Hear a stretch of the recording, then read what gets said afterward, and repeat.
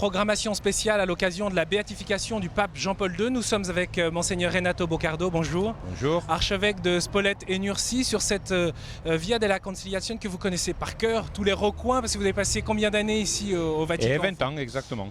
Autant à la secrétairie pour s'occuper des JMJ, des Journées mondiales de la jeunesse, oui. au Conseil pontifical pour les laïcs, également ensuite à l'organisation des voyages du pape, au service de la liturgie également, dont on vous voyait souvent tout proche du pape Jean-Paul II. J'imagine que pour vous, c'est une journée marquante et cette béatification, une grande joie aussi. Absolument, c'est une grande joie tout d'abord. Et c'est, comment dirais-je, la manière de retrouver le pape, c'est-à-dire le pape que nous avons aimé, que nous avons suivi, que nous avons accompagné. J'ai eu donc cette grâce, cette chance de l'accompagner un peu partout dans le monde. Et aujourd'hui, je dirais, c'est l'Église qui nous rend le pape, et il nous le rend comme une personne bien aimée, mais en même temps comme une personne qui est présentée maintenant à tous les chrétiens comme un modèle et un exemple de vie chrétienne. On imagine tous ces grands rassemblements organisés, également ces voyages avec, j'imagine, beaucoup de choses à faire dans l'urgence. Vous aviez vu, vous, la trace de la sainteté de Jean-Paul II au quotidien dans toutes ces affaires? J'ai toujours dit que la chose la plus marquante de Jean-Paul II, c'était sa manière de rentrer dans la prière et sa communion profonde avec Dieu. C'était surprenant de le voir au milieu d'une foule immense qui chantait, qui hurlait, qui applaudissait. Il rentrait dans la prière et on le voyait dialoguer avec Dieu. Je pense que c'était son secret et sa force en même temps. Parce qu'il aurait pu faire autrement? Vous savez, c'est pas facile de se concentrer quand on est au milieu d'une foule. Et là, vraiment, sa capacité d'être présent en soi-même et de rentrer vraiment dans la prière, c'était quelque chose d'extraordinaire. Un souvenir en particulier C'est difficile à dire parce que c'était toujours le même. En arrivant sur le grand podium, après avoir salué les gens, embrassé les enfants, les malades, etc., le pape se mettait à genoux devant l'autel, devant un grand crucifix, devant la statue de la Vierge. Et c'était vraiment un temps intense de silence intérieur pour lui, et autour de lui on pouvait faire n'importe quoi, mais c'était toujours le même. Et donc il priait et il nourrissait comme ça cette communion et cette amitié personnelle avec le Seigneur.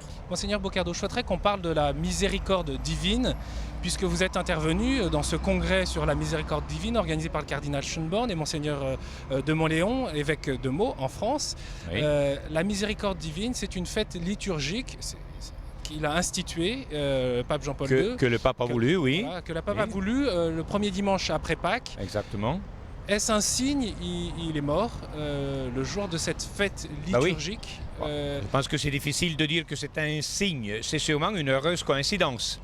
Alors le pape qui a tant aimé la miséricorde, qui en a tellement parlé, qui a voulu donc la béatification et la canonisation de sœur Faustine, et puis donc il a établi cette fête le dimanche après Pâques, et bien le Seigneur l'a appelé le jour de la miséricorde. C'est peut-être un clin d'œil du bon Dieu par rapport à ce serviteur fidèle. Et sœur Faustine Kowalska, cette religieuse polonaise qui finalement a vécu tout près de son lieu natal, de Cracovie, de son diocèse. Quand en 2002, le pape a fait son dernier voyage en Pologne et il a donc célébré la dédicace du sanctuaire de la miséricorde divine à Wagiewnicki. À un certain moment, pendant l'homélie, il a déposé les papiers et il a dit « Je me souviens quand j'étais jeune travailleur à l'usine Solvay, pas loin d'ici, et en rentrant le soir, je m'arrêtais ici dans la petite chapelle, prier le Seigneur miséricordieux. Qui aurait dit qu'un jour, ce jeune homme qui marchait les sabots aux pieds reviendrait en tant que pape pour le sacre de ce sanctuaire. Je pense que c'est un peu la révélation du lien et de son histoire personnelle. Depuis toujours, le pape a été lié à cette révélation. Oui, d'ailleurs, il dit lui-même, cela a été mon expérience personnelle que j'ai apportée avec moi au siège de Pierre et qui, en quelque sorte, forme l'image de mon pontificat. Oui. Faut pas oublier que le pape a vécu directement le nazisme et le communisme après. Il ne faut pas oublier que sa maman est morte quand il était très jeune, son frère encore, et puis son père, donc il est resté tout seul. Et je crois qu'il a voulu se confier vraiment à la miséricorde divine, que pour lui, il écrit d'ailleurs dans son encyclique Dives in Misericordia, cette miséricorde a eu à un certain moment le visage de la Mère de Dieu. Donc sa dévotion profonde à la Vierge de Częstochowa, à la Vierge de Ostra-Bram, à Vilnius, justement là où Sœur Faustine a vécu et où a eu les révélations. Le pape a découvert dans la mission maternelle de la Vierge Marie l'image de la miséricorde de Dieu. Mais certains vous diront, mais c'est quoi la miséricorde de Dieu? C'est quoi la miséricorde divine? Et je dirais que c'est l'amour de Dieu qui se manifeste. Dieu a tant aimé les hommes, a tant aimé le monde qu'il a donné son Fils. Et voilà. Accueillir, reconnaître la présence de Jésus comme sauveur, comme rédempteur, c'est découvrir la miséricorde de Dieu. Dieu ne veut pas la mort du pécheur, mais il veut qu'il vive, nous dit Jésus dans l'Évangile. Alors Jésus devient l'image de la miséricorde. Et la sainteté que l'Église reconnaît aujourd'hui dans la personne et dans le ministère de Jean-Paul II, je crois, ce n'est que le reflet, c'est la présentation de cette miséricorde et de cet amour de Dieu. Et il écrivait d'ailleurs dans Mémoire et Identité, un ouvrage d'ailleurs qui reste à relire et à découvrir. Il disait la miséricorde, c'est la possibilité de surmonter le mal et la violence dans le monde, du conflit conjugal à la guerre entre les pays. Aux grandes tensions, tout à fait. Pour quelle raison? Tout à fait. Si on est disciple de Jésus, on apprend de lui. Et d'une certaine manière, on l'imite.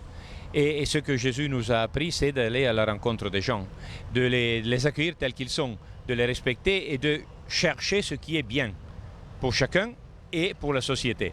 Alors, si on est convaincu de cette force intérieure que, en tant que chrétien, nous avons, eh bien, on arrive à dépasser les difficultés, les souffrances, les conflits, les injustices et à bâtir cette civilisation de l'amour de laquelle le pape Jean-Paul II a tant parlé. Et pourtant, le pape dit la miséricorde, c'est la barrière, la seule barrière contre le mal aujourd'hui. Ben oui.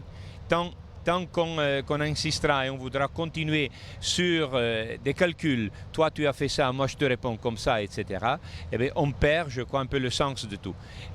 Si on arrive à chercher ce qui est bien et à garder le souci du bien, alors on arrive à dépasser aussi les barrières, les difficultés, et même les tensions au niveau international, les guerres. Combien de fois le pape a parlé du devoir que chacun a, et les organismes internationaux et les puissances, les différentes puissances économiques, politiques, au niveau de la communication, etc.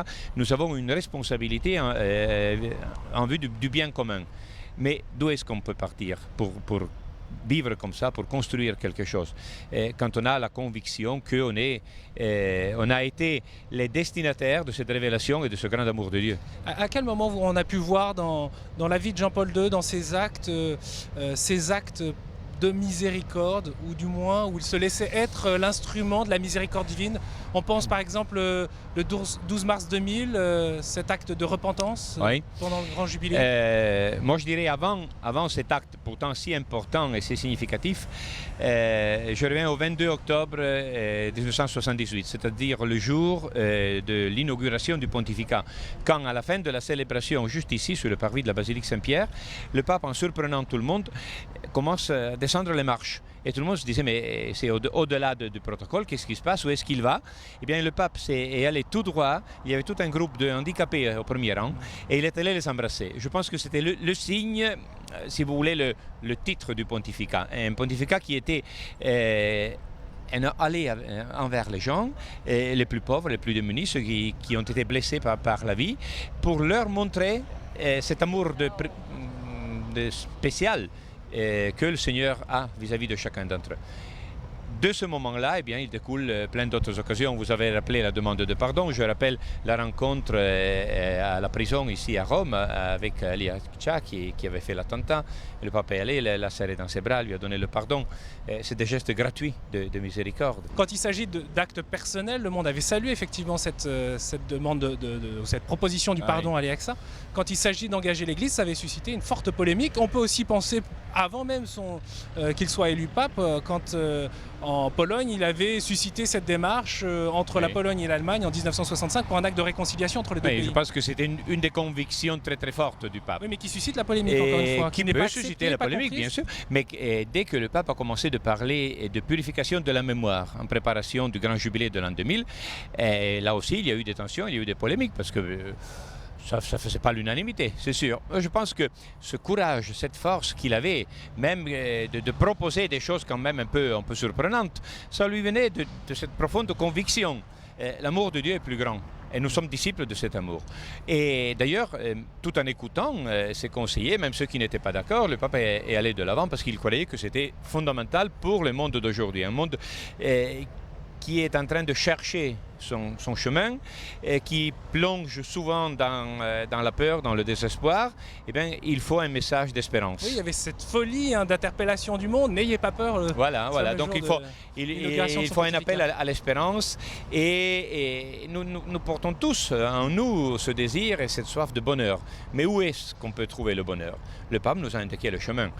Ce n'est pas en multipliant les choses, c'est en donnant des contenus à la vie. Le pape Jean-Paul II invitait les fidèles laïcs, mais aussi les prêtres, à vivre du sacrement de la pénitence et de la réconciliation. Lui-même, d'ailleurs, en était un authentique témoin. On sait bien que le pape se confessait lui personnellement chaque semaine et qu'il a voulu faire des gestes aussi qui étaient significatifs. On rappelait tout à l'heure, c'est des gestes personnels du pape. Mais quand quelqu'un est pape, il entraîne toute l'Église avec lui. Alors, les vendredis saints de tout son pontificat, le pape descendait à la basilique Saint-Pierre pour accueillir des pénitents. C'était un signe, c'était un message pour l'Église tout entière. Est-ce que ça veut dire qu'un pape bienheureux peut aussi commettre des péchés et nécessiter du coup de recevoir le pardon? Bien sûr, les bienheureux et les saints sont des personnes humaines. Et quand on sanctifie quelqu'un, quand le pape déclare que quelqu'un est bienheureux, il ne dit pas qu'il est infaillible. Il dit qu'il a vécu sérieusement la vocation à être disciple de Jésus. Et il l'a vécu tellement sérieusement qu'on peut le présenter comme exemple. On ne dit pas qu'il est parfait. On dit qu'il a vécu sérieusement l'engagement qu'il a pris au moment de son baptême. La miséricorde divine, donc, qui marque son pontificat, un sceau. Est-ce que ça parle aux jeunes générations, vous qui avez parlé de Jean-Paul II comme le saint des JMJ? Oui. Je crois que les jeunes ne sont pas différents des adultes. Au contraire, ils ressentent même mieux que les adultes les tensions et les contradictions de notre temps. Et je crois qu'ils ont eux aussi besoin de sentir qu'il y a quelqu'un qui les aime, qui leur fait confiance et qui leur dit malgré tout, malgré tes difficultés, malgré tes défauts, malgré tes pauvretés, je t'aime tel que tu es. C'est là le message de la miséricorde. Donc c'est un message de confiance et encore d'espérance. Merci beaucoup, Monseigneur Renato Boccardo. Je rappelle que vous êtes archevêque de Spolète et Nursie. Vous serez parmi ces nombreux évêques qui assisteront donc à la béatification du pape Jean-Paul II dimanche, juste tout près, place Saint-Pierre. Je signale également que le congrès mondial pour la miséricorde divine s'arrêtera à Łagiewnicki en octobre 2011. À très bientôt donc sur KTO et bien sûr sur www.ktotv.com.